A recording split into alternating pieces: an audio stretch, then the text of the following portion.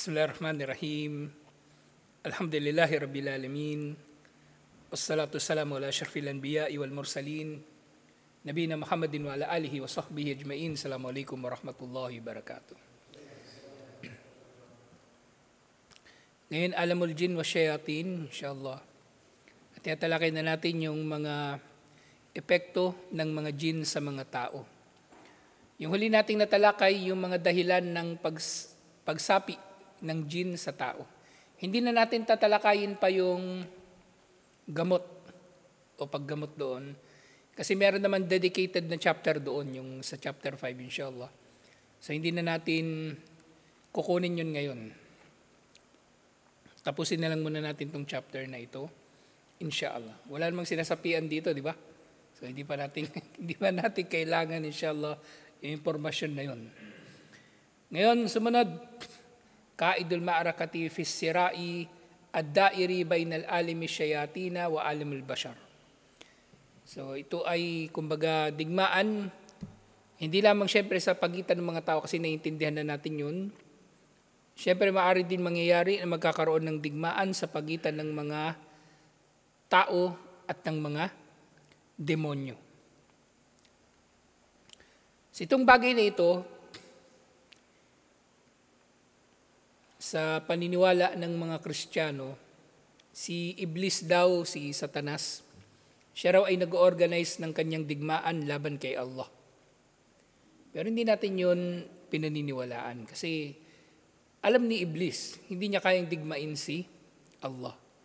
Kasi mga ganun mga mitolohiya ng mga Kristiyano, actually gawa-gawa lang nila yun o maaring bakas ng mga mitolohiya ng mga nakalipas na mga umma na naroon sila ngayon.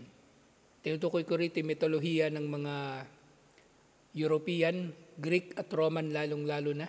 Kasi sa kanilang mga mitolohiya, yung mga Diyos nag-aaway-away, naglalaban-laban, nagkakaroon sila ng giyera laban sa isa't isa. At kung si Hades, sa Roman mythology ang Diyos ng impyerno, at nakikibaka siya laban sa iba pang mga Diyos. So meron ding ganun kumbaga na ginaya na konsepto mga Kristiyano. Pero sa atin wala. Walang anumang magagawa si Satanas laban kay Allah. At alam niya yon.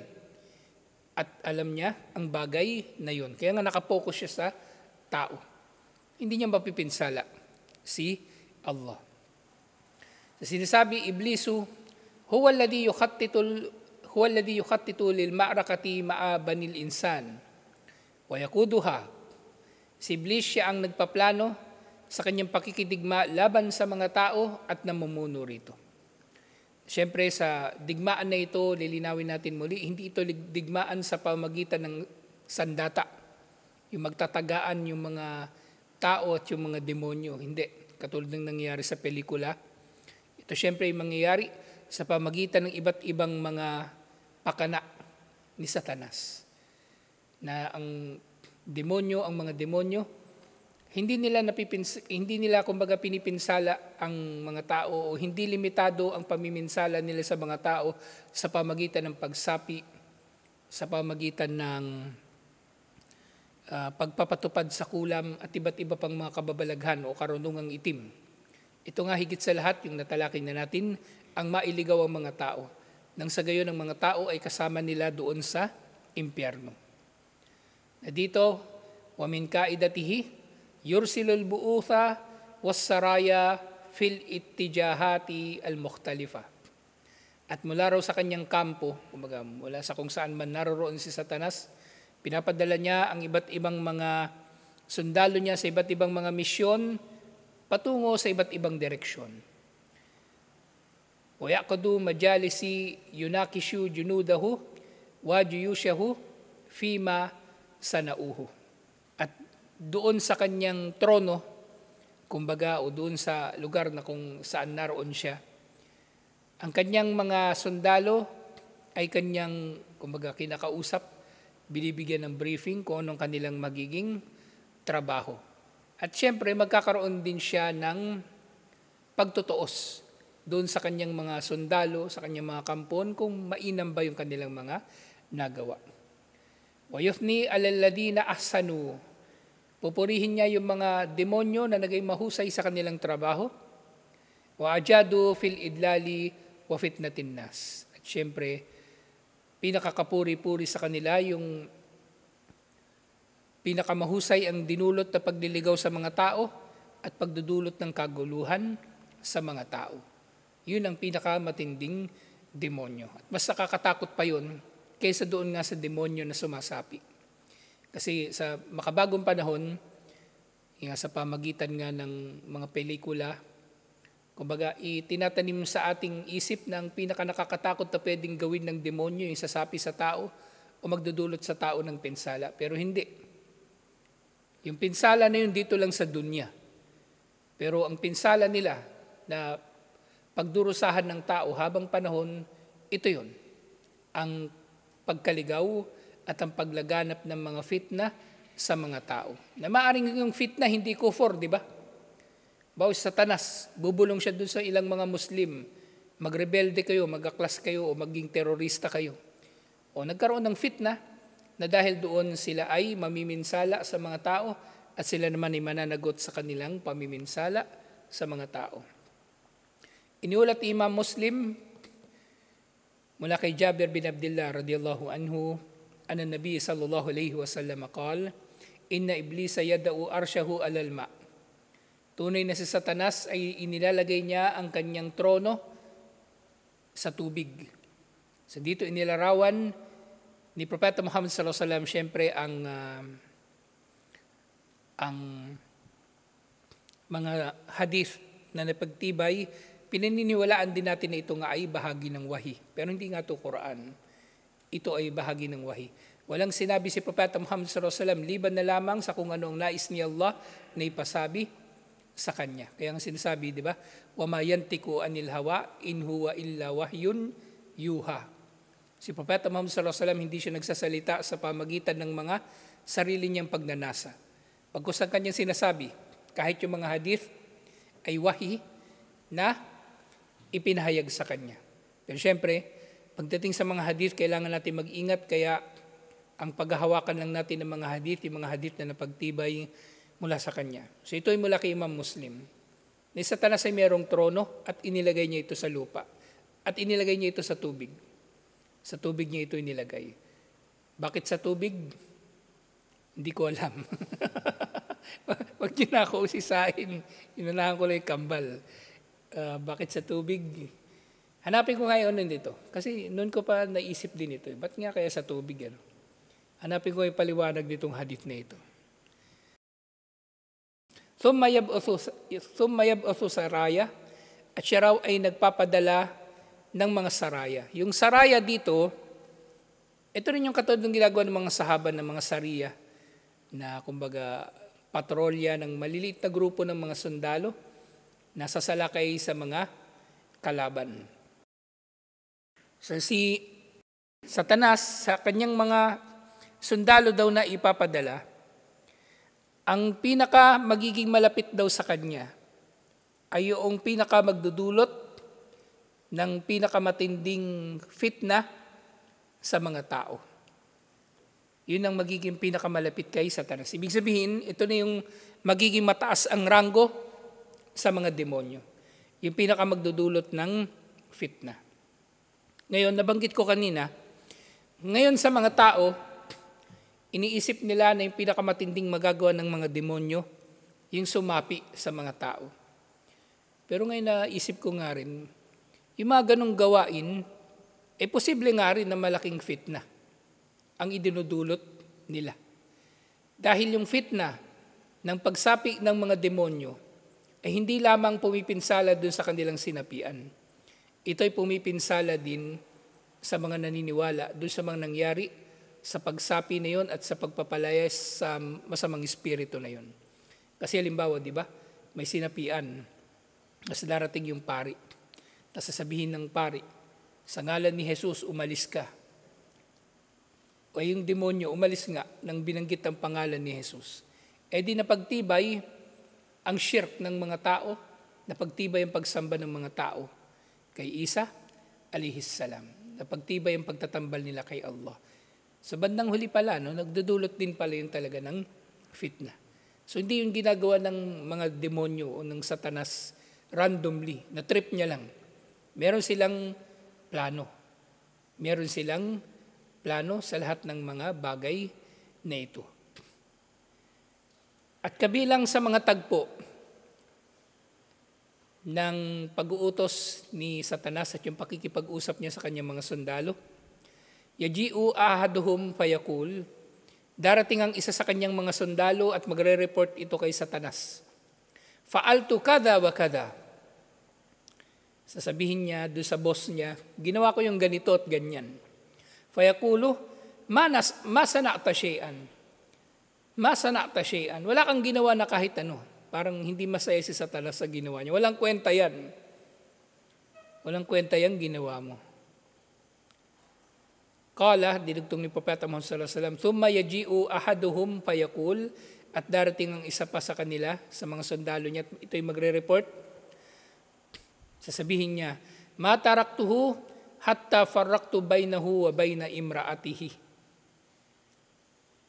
Sasabihin ng bagong demonyo na dumating, hindi ko iniwan yung tao hanggang hindi sila naghihiwalay ng kanyang asawa.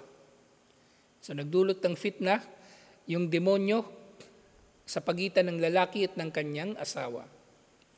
Kala, fayadnuhu minhu, at ilalapit ito ni Satanas sa kanya, yung demonyo na yun. Fayadnuhu minhu, wayakulu ne'ma anta. Sabihin ni Satanas sa kanya, ne'ma anta, napakahusay mo, ang galing mo. So, pinuri pa niya yung kanyang kampon, kumbaga na, nagdulot na maghiwalay ang lalaki at ang kanyang asawang babae. So, biro niya yun, di ba? Yung aral dito, bukod pa dito sa mga katangian ni Satanas. So, malalaman natin na yung mga problema sa pagitan ng mag-asawa ay maaring dulot nga rin ni Satanas. Maaring dulot ni Satanas. Hindi sila nagkakaroon ng problema dahil lamang sa masama yung ugali ng babae o pabaya yung lalaki. Maaring dulot din ito talaga ni Satanas. At bandang huli, ang dapat nilang gawin ay pareho silang magpapakupkop kay Allah at magsikap na magpakamatuwid, inshallah. Kasi kapag ang mag-asawa, parehong kupal, parehong hindi matuwid, anong aasahan mo dyan? Mag-aaway yan ng mag-aaway talaga. Kasi hindi sila nagsama alang-alang kay Allah. Hindi sila nagsama alang-alang kay Allah. So yun yung isang aral dito na nalilingid sa maraming mga tao. Matagal ko nang nababasa itong hadith na ito. At tuwing nang nababasa ko itong hadith na ito, una kong nakikita rito yung pinsala ng demonyo sa mag-asawa. Hindi yung pinsala nila kumbaga na pangkalahatan o yung kanilang kapangyarihan o yung trono ni Satanas. Ito talaga na sa dinami-dami ng mga tagpo na maaring maikwento sa mga hadith ni Propeta Muhammad sallallahu alaihi wasallam, ito pa ang nabanggit. Paghihiwalay ng mag-asawa dahil sa Satanas. Kasi nga, may panganib talaga dito at maaring marami sa mga nangyayaring paghihiwalay sa pagitan ng mag-asawa ay dulot nga ng demonyo. Dulot ng demonyo.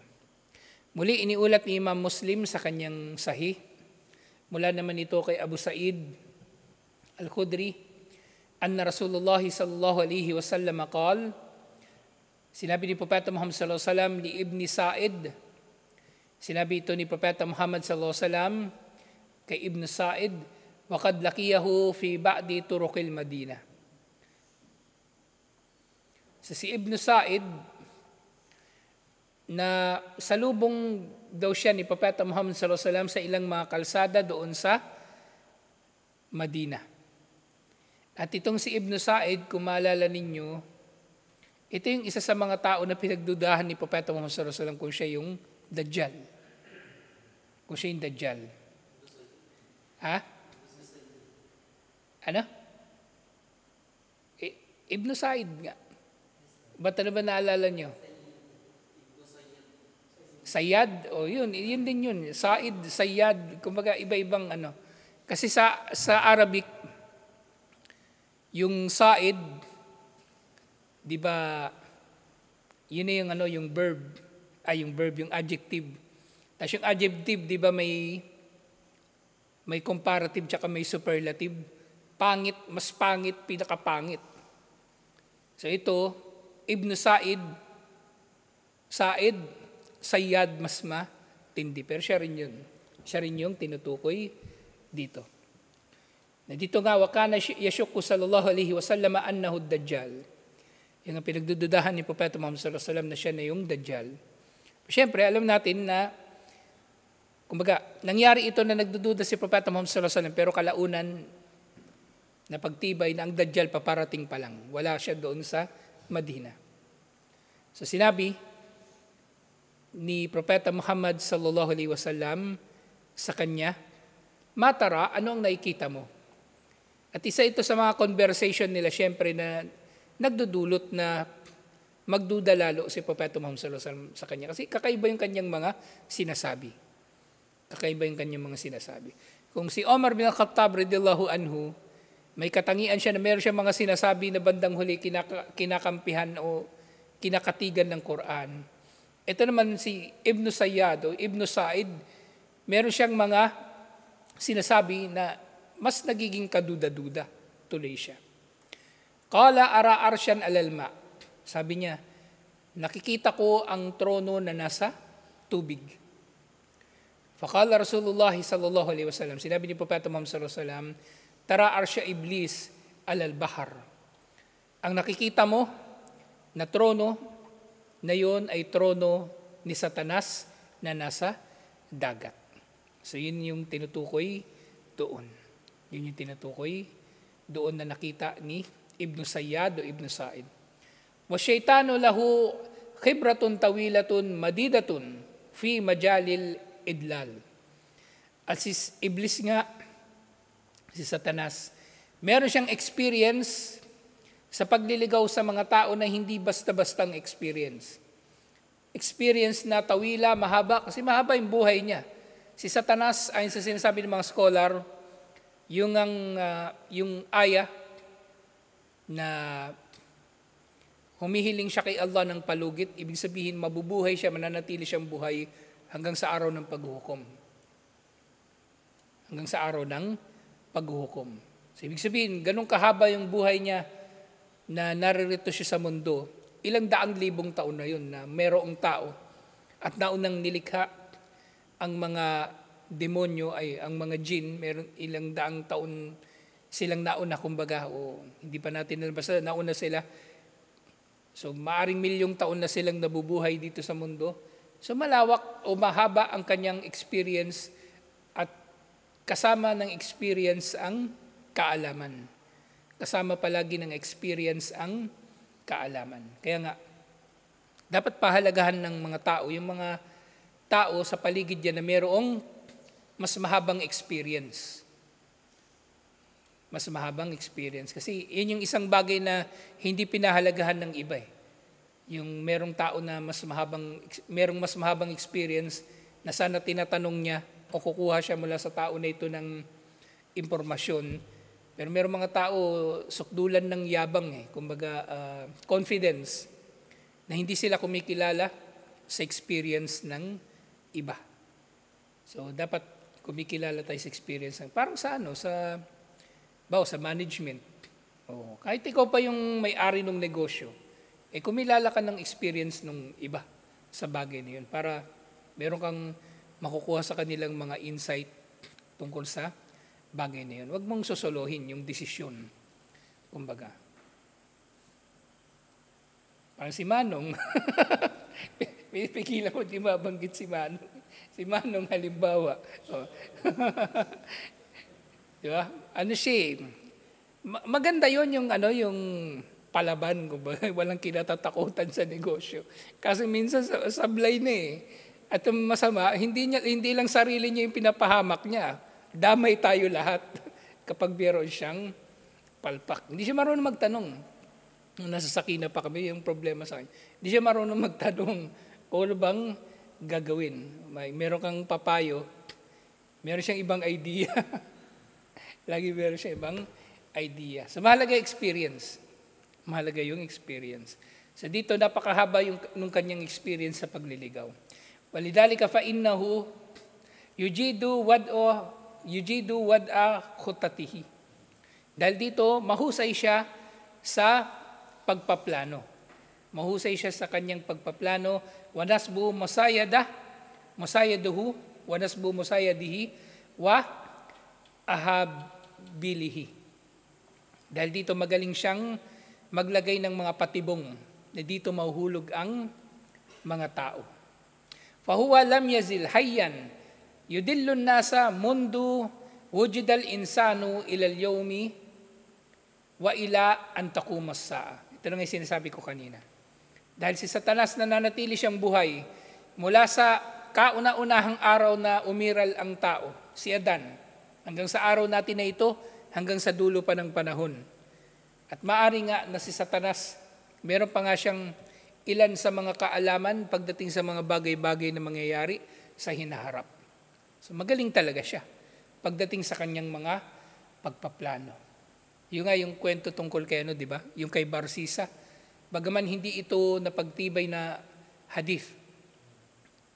Yung si Barsisa, di ba, yung sumasamba siya palagi pero nakapagzina siya at pinatay pa niya yung babaeng nabuntis niya tsaka yung baby. Dahil dinahandahan siya ni Satanas. So yun ay dahil sa kaalaman ni Satanas sa psychology ng tao, sa damdamin ng tao, sa pagnanasa ng tao. Titirahin ka niya doon sa mga bagay-bagay na iyong pinagnanasaan. Kaya ngayong pinaka, mahuhulog talaga sa patibong ni Satanas, yung maraming mga pagnanasa. Yung maraming mga pagnanasa. Mga nagnanasa ng kayamanan, nagnanasa ng kasikatan, nagnanasa ng pamumuno, nagnanasa ng babae. Yun, dun sila ililigaw ni Satanas. Gagamit si Satanas ng babae, gagamit si Satanas ng pamumuno, gagamit si Satanas ng kasikatan, gagamit si Satanas ng pera para mailigaw ang tao. At iba't iba pang pinagnanasaan ng tao. May bading. Ano bang pinagnanasaan ng kapwa niya lalaki? Gagamitin ni Satanas kapwa niya lalaki para lalo siyang mailigaw, waliyadu billah. Kasi kabisado niya kung anong dapat gawin. Kasi sa maraming mga bagay, hindi naman madadaan lahat sa lakas . Ang maraming mga bagay madadaan sa matalinong pagharap sa mga ito. Hindi lahat na idadaan sa lakas. Nga sinabi ni Allah do Surat Al-Hijr, verse 36 to 38, Qala Rabbi fa'andirni, sabi niya, O aking Panginoon, bigyan mo ako ng palugit. Fa'andirni ila yawmi yub'athun. Bigyan mo ako ng palugit hanggang sa araw na sila ibubuhayin muli. So yung palugit na yun, ibig sabihin hindi siya parurusahan at hindi siya mamamatay. Nananatili siyang buhay. Hanggang sa ang mga tao ay buhayin muli ni Allah. Ibig sabihin hanggang sa araw ng paghukom. Qala fa innaka minal mundarin. Sabi ni Allah, sige, tunay na ikaw ay magiging kabilang sa mga pinalugitan ila yawmil waqtil ma'lum. Hanggang sa araw ng tiyak na oras o panahon, at yun nga yung araw ng paghuhukom. Si Satanas, sinabi nga, wahuwa duubun alal qiyami bisyarri alladhi nadara nafsahu lahu. Si Satanas, siya ay may disiplina. Biruin niya, si Satanas may disiplina. Samantalang yung tao, ayaw ng disiplina. Gusto niya, pinupuri siya sa kanyang tapang, pinupuri siya sa kanyang talino. Pero yung disiplina, baliwala sa kanila. At yung pinagkaiba talaga ng tao na may disiplina at yung tao na, kumbaga, malakas lang ang loob, ang tao na may disiplina, kahit ano yung makaharap niya sa kanyang ginagawa, tatapusin niya yun. Tatapusin niya yun. Pero yung tao na walang disiplina, magsisimula yun lang yun na magsisimula ng gawain, pero hindi niya tatapusin. Kasi nawala na yung excitement ng pagsisimula sa bagay na yun. Gusto naman niyang humanap uli ng iba. Gusto naman niyang humanap ng iba. Nagsawa sa kambingan, manok na naman. Nagsawa sa manukan, kape. Walang disiplina. Hindi ganun. Ang Muslim, actually yung istikama, yung isa sa mga kahulugan ng istikama, di ba tinatranslate natin ito bilang pananatili sa matuwid na landas? Pero maaari din natin itong maunawaan yung pagiging disiplinado ng tao na siya ay mananatili sa matuwid na landas. Na hindi siya magpapaapekto. Ano man ang kanyang damdamin, masaya man siya o malungkot, nandun siya sa matuwid na landas. Magsisikap siya na nandun siya sa matuwid na landas. Kumikita man yung negosyo niya nalulugi, nandun siya sa matuwid na landas. Nagkatuluyan sila nung sister o hindi, nandun siya sa matuwid na landas. Disiplina. Disiplina. Si Satanas nga may disiplina eh. So dapat hindi tayo papatalo sa kanya. Wa huwa duubun alal qiyami bi syarril ladin nadara nafsahu lahu. Siya raw ay disiplinado sa pagpapatupad ng kasamaan na ipinamanata niya sa kanyang sarili. Namanata na si Satanas. Napipinsalain niya ang mga tao. La yaklu wala yamil. Ito na. Si Satanas, hindi siya sumusuko at hindi siya naiinip.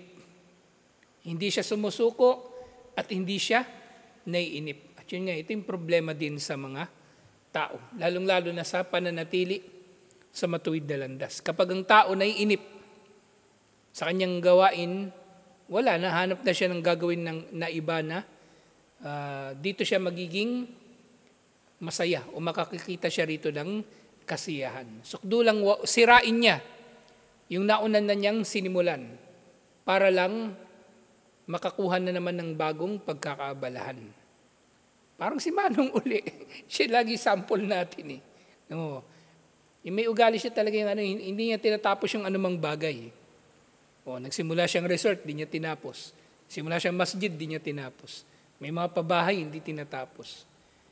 Dapat may disiplina yung tao. Pero nga, hindi ko sinasabi ito para mag-aaklas tayo kay Manong.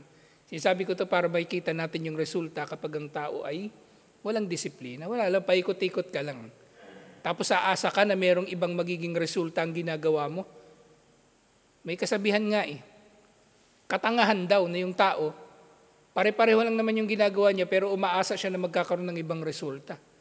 Hindi pwede. Baguhin mo yung taktika mo para makakuha ka ng ibang resulta, insyaAllah. Si Satanas, disiplinado, hindi napapagod, at hindi naiinip sa kanyang trabaho. Tuloy-tuloy lang siya. Tuloy-tuloy lang siya. At yun nga, di ba, doon sa isa pang sinabi ni Allah tungkol sa sinabi ni Satanas tungkol sa kanilang pag-uusap, wa izzatika wa jalalika la abrahu agwiya ibadak madamat arwahahum fi ajsadihim. So sabi ni Satanas, sumpa ko sa iyong karangalan at sa iyong kadakilaan, ako ay mananatili na magliligaw sa kanila.